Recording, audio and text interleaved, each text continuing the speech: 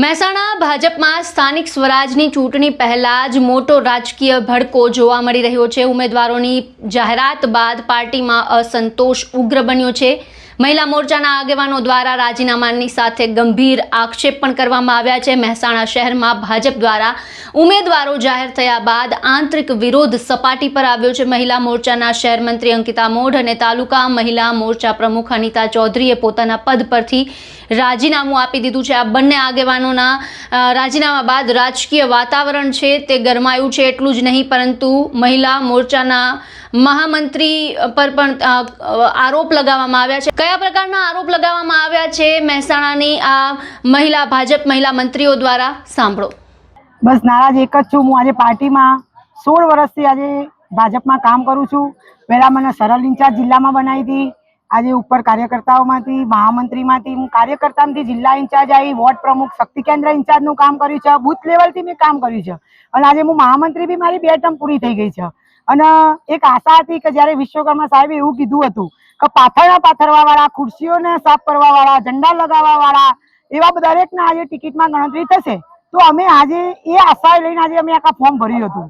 એ આશા લઈને આજે ward number 5માં form ભર્યું હતું મેં ઉમેદવારી, અને મારી તો ટિકિટ અહીંયા સામાન્ય સીટ હતી જ। તો આજે મારા વોર્ડમાંથી એક આશા કે ભાઈ મારી ટિકિટ ફાઇનલ છે બધાના મારા અહીંયાથી, અને એમને મારી ટિકિટમાંથી મારું જ નામ પેલું સાઈડ કરી દીધું હતું આ લોકોએ। અને આજે મને અહીંયાથી ટિકિટ આપવામાં આવી નથી વોર્ડ નંબર 5માં।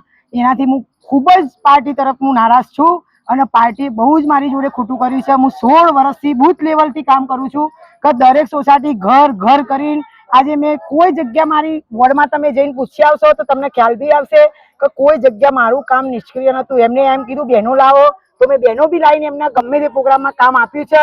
તો બી મને પાર્ટી આજે ટિકિટમાંથી સાઈડ કરી છે અને મને ટિકિટ નથી આપી વોર્ડ નંબર 5માં। બસ એટલે દરેક આગેવાનશ્રીને હું એક જ વાત કરું છું કે મને ન્યાય આપવાનું, કે મારી જોડે કેમ આવું કર્યું તમે।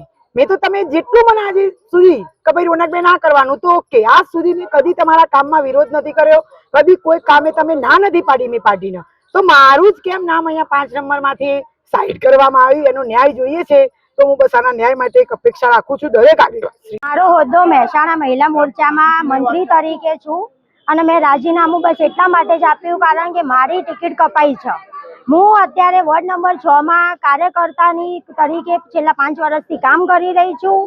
હું એકલી જ આખા લેડીઝોમાં એકલી વોર્ડ નંબર 6માં કાર્યકર્તા હતી અને સાહેબે જગદીશભાઈ પંચાલે એમણે કીધેલું હતું કે આ વખત આ પાથરવા વાળાઓને, બૂથ પ્રમુખોને આ વખત ટિકિટ મળશે।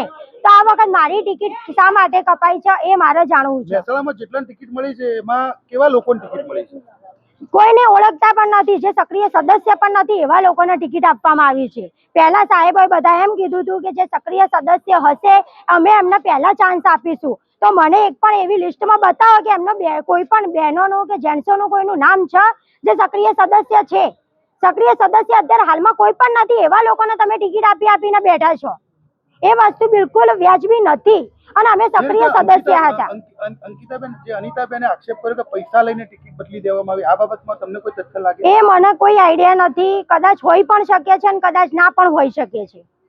એ હું બરાબર પાર્ટીમાં કોઈ કામ કરવા તૈયાર નથી? કશું જ નહીં, બિલકુલ પણ નહીં। ભાજપ કે કોંગ્રેસ કોઈમાં પણ નહીં ને। કારણ શું? મારે મેં ઉમેદવારી નોંધાવી હતી, મેં એમનો વિશ્વાસ રાખ્યો હતો કે મને આ પાર્ટી આપશે, એક મોકો આપશે। એ મોકા માટે હું પાર્ટીમાં સંગઠનમાં જોડાઈ હતી। એ મોકો મારે જ્યારે ભારતીય જનતા પાર્ટી આટલી મોટી પાર્ટી થઈને મને નથી આપી રહી તો હું બીજા પાર્ટીમાં તો શું રાખી શકું છું? કશું જ ના રાખી શકું। મહિલા મોરચા પ્રમુખનો હતો, છેલ્લા 2 વર્ષથી મને એ હોદ્દો આપ્યો છે।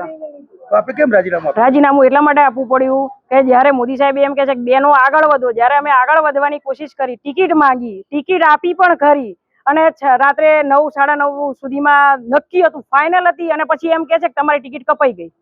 તો આવું થવાનું કારણ શું? આપને શું લાગે? કાં તો પૈસા ખાધા હશે, કાં તો જે અમારા વિરોધી હશે એમને કઈ હા ના કીધું હોય ઉપર સરકારને, બીજું શું હોય? આમાંથી પણ આવું પૈસા ખાઈને ટિકિટ બદલી જાય એવું સંભળાણું કોણ ખાય પૈસા? એ તો શું ખબર।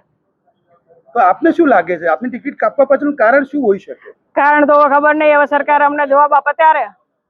જે ભાઈએ ફોર્મ ભર્યું છે, જે મારું ફોર્મ હતું એની જગ્યાએ જે ઠાકોરભાઈએ ફોર્મ ભર્યું છે એને સવારે મને મેસેજ આવ્યો મને કે બેન તમે ફોર્મ ભરવા આવશો મારી જોડે?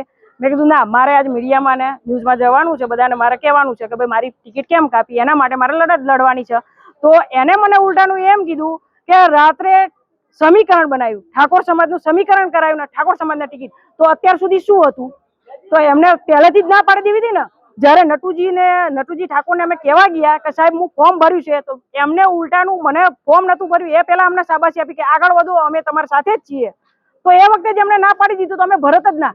આજે અમારે ચૌધરી સમાજની હું દીકરી છું, તમારી ઇજ્જત ને આબરૂનું શું? સ્થાનિક સ્વરાજની ચૂંટણી નજીક છે ત્યારે આવા વિરોધ અને રાજીનામા ભાજપ માટે પડકારરૂપ બની શકે છે. જોવાનું રહેશે કે પાર્ટી આ અસંતોષને કેવી રીતે સંભાળે છે અને આવનારી ચૂંટણીમાં તેનો શું પ્રભાવ જોવા મળે છે. મહેસાણા ભાજપમાં ઉઠેલો આ વિવાદ ચૂંટણી પહેલા પાર્ટી માટે ચિંતાનો વિષય બન્યો છે. શું આ આંતરિક વિરોધ જે થયો છે તેનો ફાયદો વિપક્ષને મળશે કે કેમ, તે હવે આવનારો સમય જ બતાવશે. તમારું શું માનવું છે આ સમગ્ર મુદ્દાને લઈને મને કોમેન્ટ બોક્સમાં જણાવો અને અમારી ચેનલને લાઇક, શેર અને સબસ્ક્રાઇબ કરવાનું ભૂલશો નહીં.